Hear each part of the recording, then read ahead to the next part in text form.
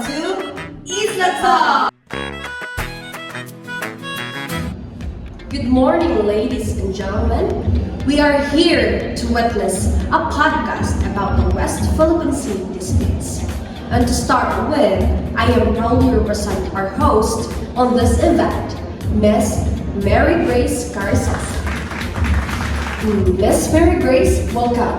How are you today? Well, thank you for inviting me today as your host, and I'm fine. I'm fine. Okay, so before anything else, I would also introduce to you guys our lovely guests. Please help me welcome Mr. Jason Lopez, Ms. Honey Villiedo, Ms. Beverly May Sidula, and Ms. Ricamay Orlando. Thank you. Welcome, and I hope we will enjoy the show. And now, I'll give the table to our host, Miss Mary. The table is yours. So good morning, everyone. Thank you so much for your presence today. I'm so glad that I'm a lucky person to become your host on this very valuable event. Today, we will able to dig in on the topic about the West Philippine Sea dispute. And I know that you guys have an idea about this issue, and I will let you share your thoughts about this. First, we will talk about our different perspective on this issue in terms of social, political, economic, environmental, and cultural. But before we will hear from different perspective, I will introduce first our topic, which is the West Philippine Sea dispute. The West Philippine Sea dispute is a long-standing territorial and maritime issue that has shaped the geopolitical landscape of Southeast Asia, centered in the South China Sea. This conflict primarily involves Philippines and China, with other regional actors such as Vietnam, Malaysia, and Brunei also laying claims to certain areas. At the heart of the issue are overlapping sovereignty claims, resource access, and strategic control, making it one of the most contested maritime disputes in modern history. Historical and legal foundation of this issue.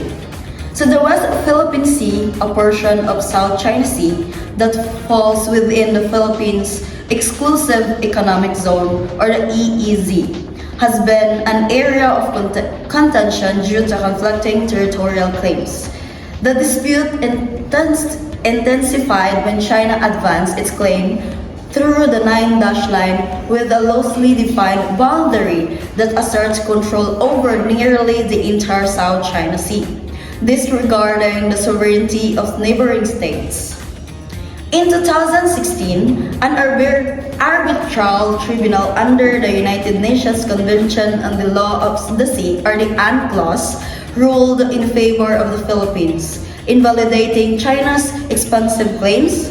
The tribunal confirmed that China's historical assertions had no legal basis and its activities, including land reclamation and military expansion, violated international maritime law.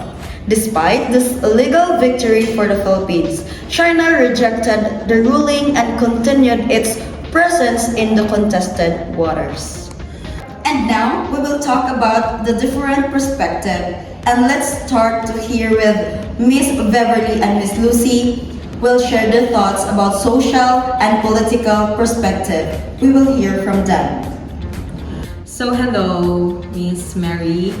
The West Philippine Sea thing, it's way more than just some arguments about who owns what.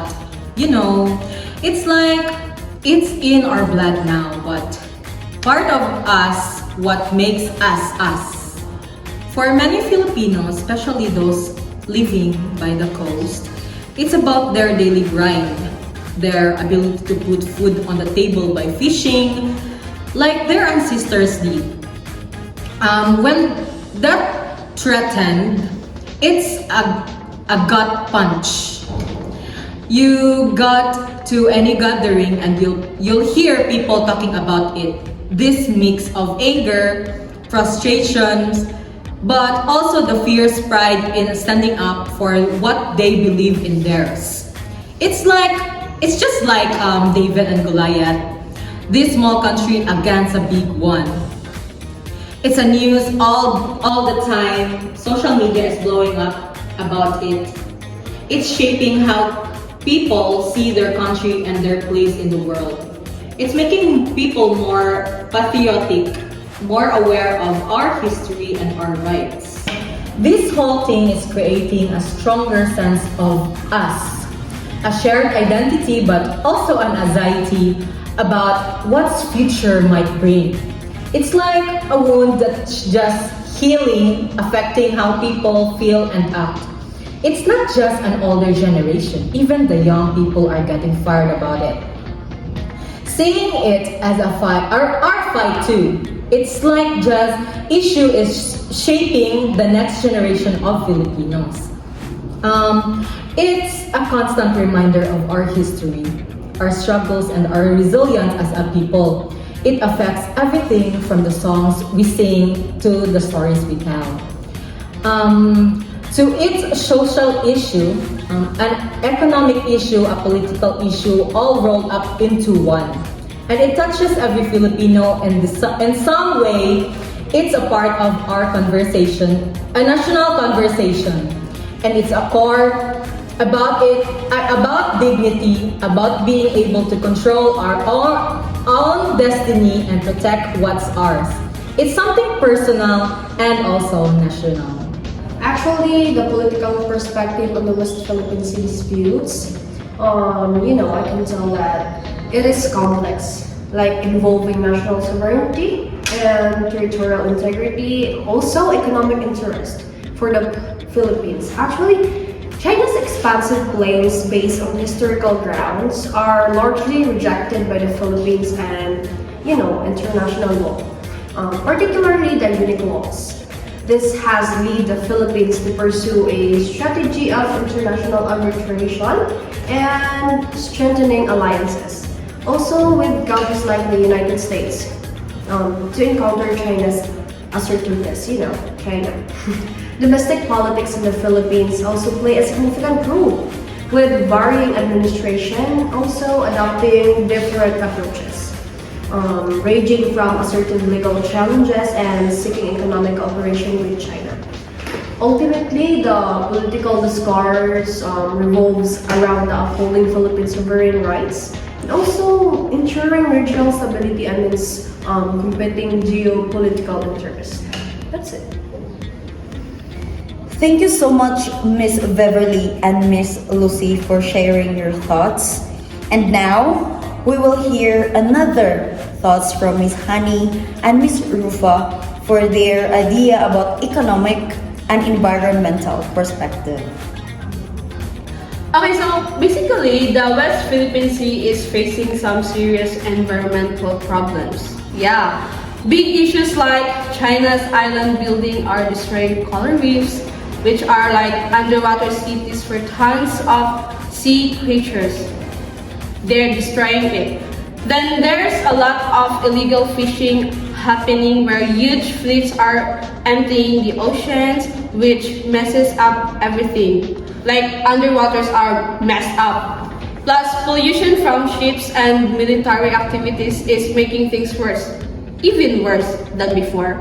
And with all of climate change with rising sea levels and more acidic water is putting even more stress on this already damaged area, which people don't want to get in there to get some water and fishing. It's a big problem that affects the whole ecosystem and our resources, and even the health of the people. And we need to talk about it and find ways to help to improve the environment that causes the China's disputes. The West Philippine Sea dispute significantly impact the region's economy. Dispute restrict access to vital fishing ground in the West Philippine Sea. It causing economic hardship for Filipino fishermen and threatening food security. And particularly due to China's actions, territorial conflict hinder exploration and development of substantial oil and gas reserves, and preventing access to potential energy resources and economic benefits. As highlighted by the recent lifting of an exploration moratorium in the Philippines, geopolitical tensions negatively affect tourism and impacting coastal communities. And finally, disputes and increased military presence disrupt crucial shipping lanes, raising costs and potentially impacting global supply chains. So thank you so much, Miss Honey and Miss Rufa, for sharing your thoughts. And last but not the least, we will hear from Mr. Jason on his thoughts about cultural aspect.